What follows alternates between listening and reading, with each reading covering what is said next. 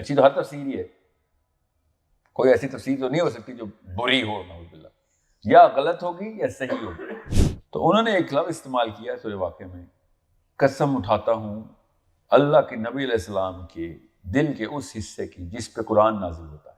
اس کے لیے مجھے پتہ ہے 15 کتابیں پڑھنی پڑیں کہ جب میں نکالوں کہ یہ کہاں سے انہوں نے استدلال کیا، کیسے یہ استدلال نہیں آئے گا، استنباط میں آئے گی ڈائریکٹ بات، کیونکہ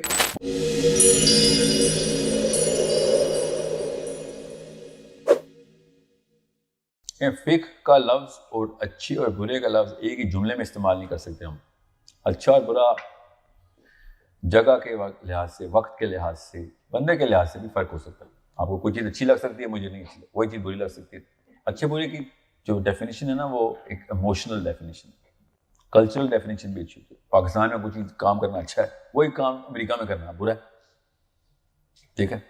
پاکستان میں کوئی آ جائے کھڑے ہو کے تعظیم کرنا اچھا ہے، اسلام میں برا ہے، ٹھیک ہے۔ تو فقہ جو ہے نا وہ اچھے برے کی تمیز کے سیغے میں نہیں استعمال ہوتا۔ فقہ صحیح اور غلط، حرام اور حلال، جائز ناجائز، اس کو فقہ کہتے ہیں۔ سو محدثین اور فقہ بھی الگ الگ باتیں۔ محدثین حدیث کا اسپیشلسٹ ہے، فقیہی جو معاملات ہیں وہ حدیث اور قرآن کے تھرو اکٹھے کیے جاتے ہیں۔ سو جورسپروڈنس پوری کی پوری سمجھنی ضروری ہے۔ تو محدثین نے بھی فقہ لکھا ہے، مگر وہ فقہ کے بھی اسپیشلسٹ تھے اور حدیث کے بھی تھے، ٹھیک ہے۔ پھر آپ نے کہا کہ اعلیٰ حضرت نے تفسیر لکھی ہے، بہت اچھی ہے۔ اچھی اور فقہ دو الگ چیزیں، ٹھیک ہے۔ میں نہیں کہہ رہا ہوں اچھی نہیں ہے، میں یہ کہہ رہا ہوں کہ اچھی نہیں، اچھی تو ہر تفسیر ہی ہے، کوئی ایسی تفسیر تو نہیں ہو سکتی جو بری ہو، نعوذ باللہ، یا غلط ہوگی یا صحیح ہوگی۔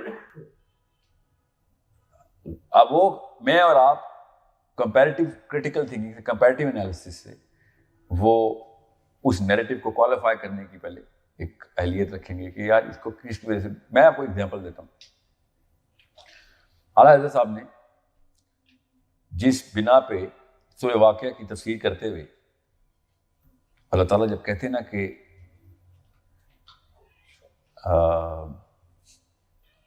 قسم ہے، میں قسم اٹھاتا ہوں ستاروں کے گرنے کی جگہ کی، بمواقع النجوم فلا اقسم بمواقع النجوم۔ تو اعلیٰ حضرت اس کی تفسیر میں جو تفاصیل لکھی ہیں، میں ایگزامپل ایک دے رہا ہوں، اس طرح کی 12-14۔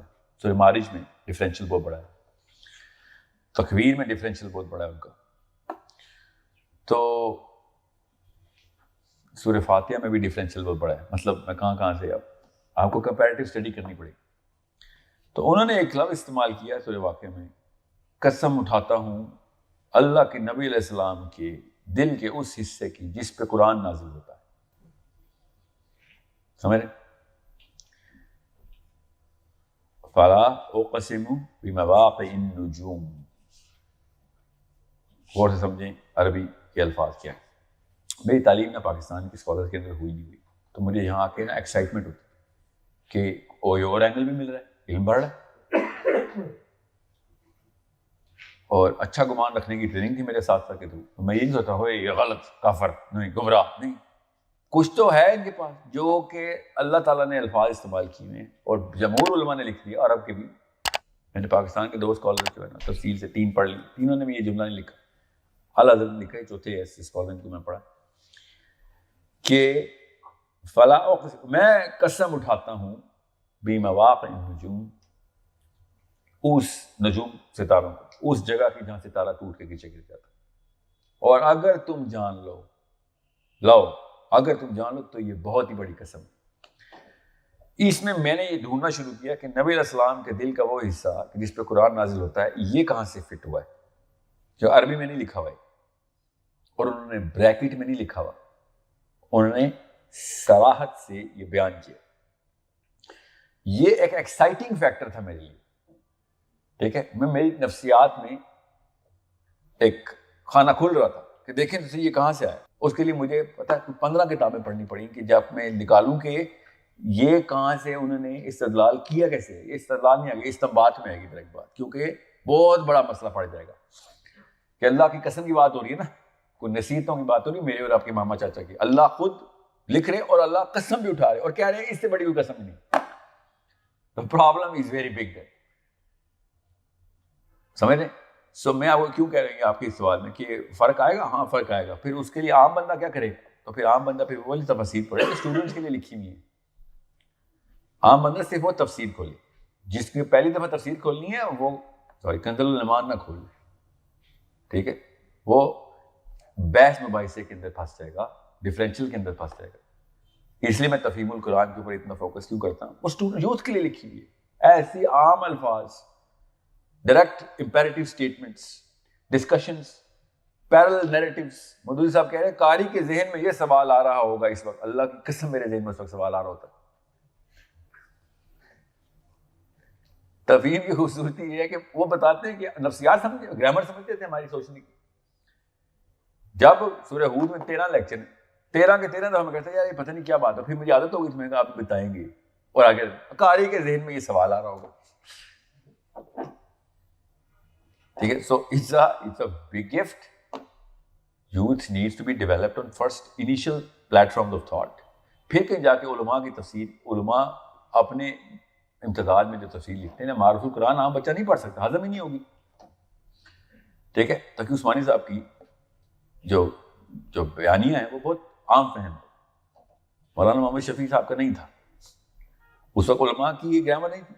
جیسے پرانے شاعر کیسی شاعری کرتے تھے, سمجھ ہی نہیں آ سکتی. بڑے اقبال بولتے رہتے ہیں, عام پاکستانی اقبال نہیں پڑھ سکتے.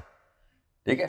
تو آج کل کے شاعر جو ہیں وہ عام زبان میں شاعری کرتے ہیں.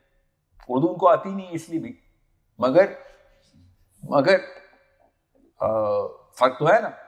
تو پہلے علماء کرام جس پیرائے میں تفسیر لکھتے تھے, آپ خود سوچے نا, آپ سب اتنی عمریں تو ہو گئی, قرآن پاک ترجمے سے پڑھنے کی کوششیں تو کی اور ناکام ہوئے نا. وہ اردو ہی نہیں آتی جس میں ترجمہ کیا ہوا, وہ پتہ نہیں کیا اردو ہے. آج کل کے دور کے لیے میں اسی تقی عثمانی صاحب کو ریفر کرتا ہوں, یا عبد الحلیم میرے فیوریٹ جو مترجم, اسٹریٹ جنیرک کانسیپٹس کو اسپیسیفک کر دیتے, اور میری اور آپ کی گرامر کے اندر کوشش کی. تاکہ عثمانی صاحب نے بڑی سمپل پیرائے میں ترجمہ کیا. تفہیم میں اس لیے فائدہ آیا تھا کہ تفہیم محاورے کا محاورے میں ترجمہ کرتی ہے. جب تک اللہ بات نہیں پوری کرتے تفہیم کی آیت پوری نہیں ہوتی. ترجمے میں وہ آیت ٹو آیت ترجمہ نہیں چل رہا, لفظ ٹو لفظ نہیں چل رہا, وہ چل رہا ہے بات سے لے کے بات تک. جب اللہ جملہ پورا کر لیتے ہیں اپنا, وہ 3 آیتوں میں ہو, ٹھیک ہے, تو تفہیم میں وہ ایک ہی آیت ترجمہ. تو ایسا لگتا ہے کتاب پڑھ رہے ہیں آپ, ٹوٹتی نہیں ہے کوئی بات. ٹھیک ہے؟ سو اس لیے بھی تفہیم جو ہے نا وائرل ہو گئی تھی, کیونکہ لوگ سیریسلی اکتا گئے تھے, اسٹوڈنٹس اکتا گئے تھے کہ یہ ہمیں سمجھ نہیں آتا قرآن پاک, اردو میں پڑھنا زیادہ مشکل ہو گیا عربی سے. عربی کی تو ہم نورانی قاعدہ ٹرینڈ ہے نا, تو پڑھ لیتے ہیں, مگر سمجھنے کی کوشش کرتے ہیں تو دماغ فرائی ہو جاتا ہے کہ یہ کیا ہے. مطلب ایک تو ربط کوئی نہیں ہے, ربط نہ ہو تو دماغ ویسے کام نہیں کرتا, اور پھر بڑی محنت کا کام ہو جاتا ہے ترجمہ پڑھنا. سو پھر یہ مسئلہ چھوٹا سا ہوتا ہے جسے شروع کرتے ہیں قرآن پاک, اور جب تک قرآن پاک سورہ آل عمران تک پہنچتے ہیں تو بندہ, اور عام لڑکے بھی کہتے ہیں یار یہ کتاب علماء کے لیے ہے. اللہ کہیں جا رہے ہیں, میں نے پڑھنے والے کے لیے آسان کیا. میں اس لیے عربی کے اوپر اتنا فوکس کر رہا ہوں. میں اور کچھ نہ کرتا, اور صرف عربی سکھا دیتے نا امت کو, تو 50% کام ہو جاتا. آپ بھی اپنے آپ عربی کے اوپر ٹیون کریں. یاد رکھیے گا, جب تک عربی خود نہیں سیکھیں گے پھر کوئی نہ کوئی مفسر ہی بتائے گا, اور وہ مفسر کیا پتا اسی کٹہرے سے نکلا ہو جہاں پہ پونچس پائلٹ نے اصلی عیسیٰ کو آزاد کر دیا. ہمیں کیا پتا, اور ہاں سینٹ پائلٹ کا ایک اسپیکٹیٹر ہو, غلط خبر آگے لے گیا ہو, ہمیں کیا پتا. تفہیم القرآن اللہ کا کلام نہیں ہے, مودودی صاحب کا کلام. قرآن اللہ کا کلام. تفہیم القرآن جو ہے وہ سید ابو العالیٰ مودودی, کیا پتا غلط بات کی, عام آدمی بھائی کوئی نبی تھوڑی ہے. کمپیریٹیو انالیسس تو اس لیے کرتے ہیں نا. سو تفسیر پہ نہیں ایمان رکھتے ہو. پاکستانی پوری قوم تفسیر پہ ایمان رکھتی ہے, آپ تو ترجمے پہ ایمان رکھتی ہے, پھر تفسیر, اور اس نے تفسیر پڑھی بھی ہے. یہ کہ بعد جو مرضی فتویٰ دے دوں گھر والے پورا کریں گے. اور تفسیر ایک بندے کی بھائی صاحب کی کتاب ہے, کیا پتا انہوں نے کوئی اور اوپینین, کیا پتا غلط ہو.